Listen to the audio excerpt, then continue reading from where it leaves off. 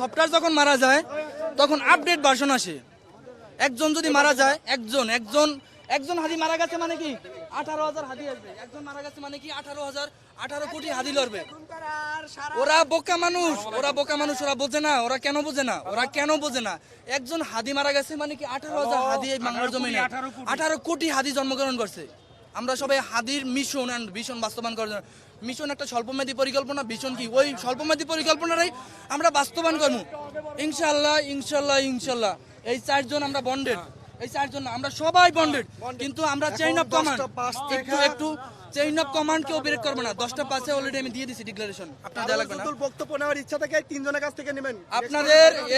আপনাদের কেউ কথায় বিভ্রান্ত সৃষ্টি করবেন না, কারণ আমরা সবাই আপনাদের উসিলায় আপনারা রাষ্ট্রের চতুর্থ স্তম্ভ। আপনারা কি রাষ্ট্রের চতুর্থ স্তম্ভ? আপনাদের কারণে আমাদের মেসেজগুলো পুরো পৃথিবীর বুকে চলে যায়, পৃথিবীর বুকে। আপনারা আমাদের মাঝে যদি মুখ ফুসকাই খারাপ কথা বের হয়ে যায়, মুখ ফুসকাইয়া খারাপ কথা যদি বের হয়ে যায়, মুখ ফুসকাইয়া যদি খারাপ কথা বের হয়ে যায়, আপনারা স্কিপ করে ভালোটা সাবমিট করবেন পৃথিবীর বুকে। আমরা বিপ্লব চাই। আমরা কি চাই? বিপ্লব চাই। সবাইকে আসসালামু আলাইকুম। আজকে আমাদের হাদি ভাই মারা গেছে, সকলে জানি। তাকে রিকশায় করে যাতায়াত করছে, তাকে গুলি করা হয়েছে। এই হাদি ভাই এই শাহবাগেই আমাদের দিতে চাইছিল, বিলবোর্ড যে আয় ব্যয়ের হিসাব তিনি আমাদেরকে দিতে চাইছিল, কিন্তু আজকে আমরা সেগুলো পাইতেছি না, কারণ হাদি ভাইয়া যেখানে নাই সেগুলো দিবে আমাদেরকে। অতএব একটা দেশ যদি আমাদেরকে রক্ষা করতে না পারে তাহলে আমরা কিভাবে করব? সরকার যদি আপনারা দায়িত্ব পালন করতে ব্যর্থ হন, হাদি ভাইয়ের পরিবারকে আমরা চালাবো। আপনারা হাদি ভাইয়ের পরিবার নিয়ে মাতামাতি করবেন না।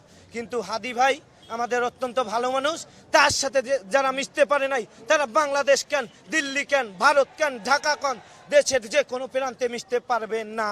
আমি আরো অনেক কথা বলতে চাই, আমার নিজের ব্যক্তিগত কথা বলতে চাই। আজকে আমি এই যে স্টেট ফার্স্টে জব করি, পেটলি আমার গর্ব। গঙ্গাচড়াকে, রংপুরের গঙ্গাচড়াকে চেনেন আপনি? চেনেন না, কিন্তু গঙ্গাচড়াকে আজকে চেনে কে? দোয়ানুল বাড়ি জীবন ছাড়ের জন্য চেনে। কারণ কেন চেনে? তিনি আজকে গঙ্গাচড়ার। আমার ম্যানেজার বলছে আমাকে, এই পেকলির হুডি পরিয়ে আসলে আমার চাকরি থাকবে না। তার চাকরির বড়াই আমি করি না। যে হুডি আমার চাকরিকে থবে না, সেই হুডি কি করব? আমার বাবা একজন রং মিস্ত্রি, আমি গর্ব করি কই, কারণ আমার বাবা দেশের টাকা চুরি করে না, পায়ের ঘাম মাথায় ফেলে, মাথার ঘাম পায়ে ফেলে আজকে এই জায়গায় পাঠাইছে। আমি 3 মাস হইল স্টেট ফার্স্টে জব করি।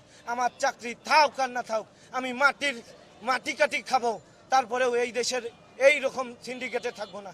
যেখানে বৈষম্য সেখানেই কথা বলবো। সেই দিন শ্যামলীতে এইরকম বাসেলার সাথে ধাক্কা ধাক্কি, কোনো মোটরসাইকেলের সাথে আমরা অ্যাক্সিডেন্ট হইলে আমরা আগে দাঁড়াই, বলি কি হয়েছে ভাই আমাদেরকে বলেন, বুঝাই বলেন। তখন মোটরসাইকেলরা বলে এইরকম নাই। সেই দিন বাসের সাথে বাস ধাক্কা লাগছে, আমি বলছি যে বাস দাঁড়ায় নাই, বাস চলে যাচ্ছে, কিন্তু একটা বাচ্চার মাথা ফাটি গেছে, একটা মনে করেন বাচ্চার মাথা ফাটি গেছে, একটা মনে করেন মহিলার ওইরকম মাথা ফাটি গেছে। এখন বাসটার দাঁড়ানো উচিত ছিল কিনা? দাঁড়াইলে কিন্তু কিছু বললাম না, আমি দাঁড়াইতে বলছি, উনি দাঁড়াইলেন। ওই জন্য আমি বলছি যে আপনি দাঁড়াইলেন না কেন? বলতেছে বাবা ভয়ে। যে ভয় যদি পান একমাত্র আল্লাহ তাআলা পাবেন, আল্লাহ ছাড়া, মৃত্যু ছাড়া কাউকে ভয় পাবেন না। আমি আজকে এখানে আসছি, বাঁচি থাকবো কিনা জানি না।